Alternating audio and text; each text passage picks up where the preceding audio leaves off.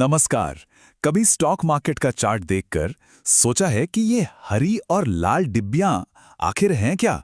आज हम इसी पहेली को सुलझाने वाले हैं। हम समझेंगे फाइनेंशियल चार्ट्स की सबसे बेसिक चीज, यानी कैंडलस्टिक, वो भी बिल्कुल शुरुआत से।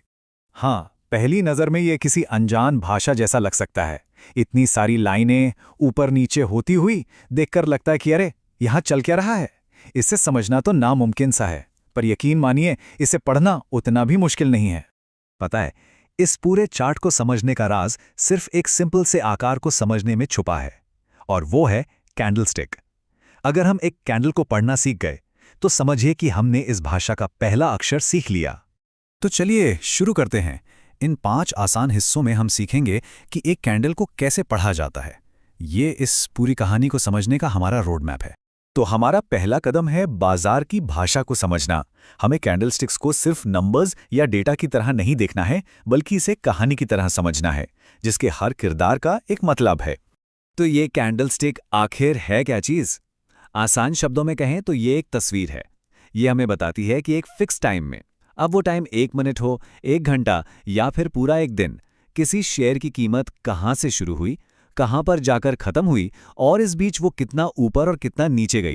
चलिए अब इसे और करीब से देखते हैं कि ये बनता कैसे है। हर एक कैंडल में 4 बहुत ही ज़रूरी इन्फॉर्मेशन छुपी होती है, और यही 4 हिस्से मिलकर हमें कीमत की पूरी कहानी बताते हैं। सबसे पहला है ओपन। ये हमारी कहानी का समझ लीजिए स्टार्टिंग पॉइंट है। जैसे अगर हम एक दिन की कैंडल देख रहे हैं तो ये वो प्राइस है जिस पर सुबह सुबह मार्केट खुला।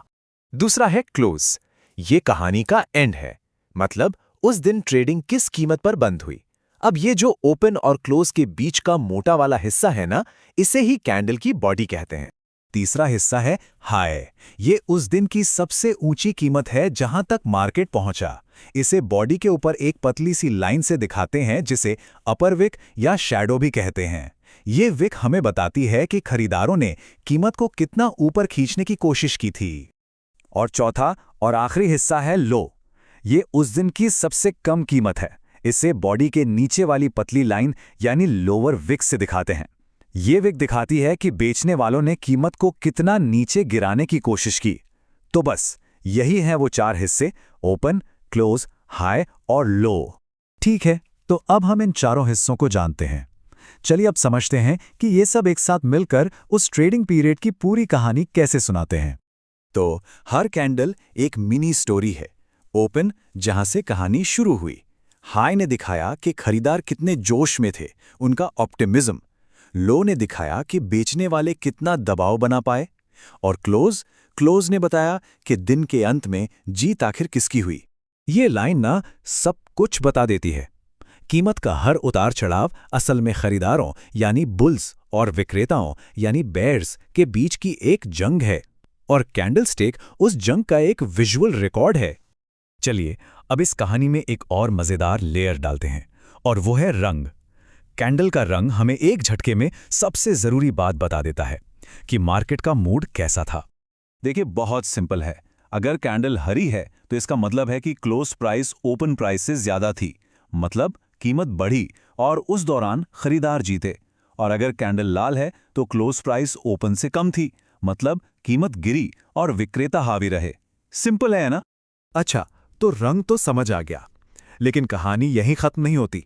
कैंडल की बॉडी का साइज, मतलब वो कितनी लंबी या छोटी है, ये भी बहुत कुछ बताता है।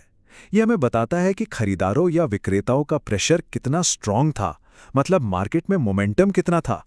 सोचिए, अगर एक लंबी हरी या लाल बॉडी दिखे तो इसका मतलब है कि कीमत एक दिशा में बहुत तेजी से भागी। ये दिखाता है कि मार्केट में या तो जबरदस्त बाइंग हुई है या फिर जबरदस्त सेलिंग। वहीं दूसरी तरफ एक छोटी सी बॉडी बताती है कि भाई ज्यादा कुछ एक्शन हुआ नहीं और खरीदारों और विक्रेताओं के बीच कंफ्यूजन की स्थिति। तो कुल मिला के बात यह है, आज हमने जो भी सीखा उसका निचोड़ ये है कि एक अकेली कैंडल मार्केट की भाषा का सिर्फ एक शब्द है।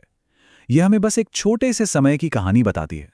लेकिन असली मजा, असली जादू तो तब शुरू होता है जब ये शब्द एक दूसरे से जुड़कर एक पूरा सेंटेंस, एक पूरी कहानी बनाते हैं। जब हम इन कैंडल्स को एक साथ पढ़ते हैं तब हमें मार्केट की बड़ी पिक्चर और उसका ट्रेंड समझ में आता है। तो अब सवाल ये उठता है कि ये कैंडल्स मिलकर हमें क्या बताने की कोशिश कर रही हैं, और यहीं से असली एनालिसिस की शुरुआत होती है।